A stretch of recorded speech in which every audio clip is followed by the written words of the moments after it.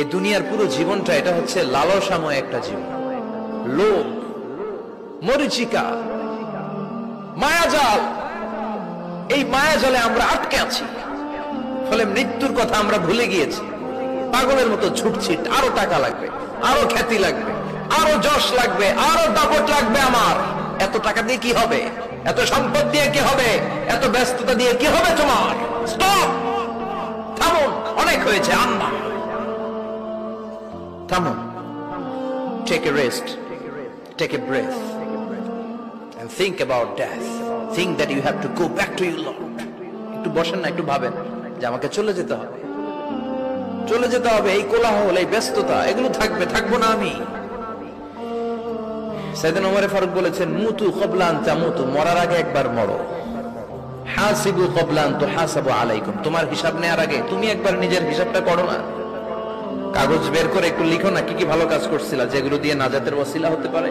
1 2 3, আর কি কি আকাম কুকাম করছো দেখো না, লিখে দেখো তোমার অবস্থাটা কি। মরার আগে একবার মরো।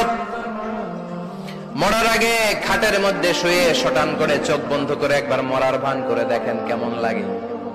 চোখটা বন্ধ করেন আর ভাবেন আপনি নাই, কি কি হতে পারে ভাবেন।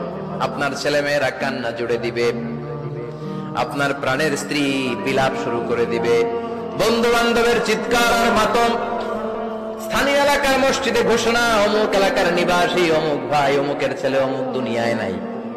সব আত্মীয়রা চলে আসবে, ফেসবুকে স্ট্যাটাস দেয়া হবে, সবাই সবাইকে জানাবে বিকাল 4টায় অমুক হাই স্কুল ময়দানে আপনার জানাজা। ছুটে আসবে, সবাই ছুটে আসবে আপনাকে শেষ বিদায় দিতে, গুড বাই জানানোর জন্য, আল ওয়াদা, বিদায় জানাতে আসবে সবাই।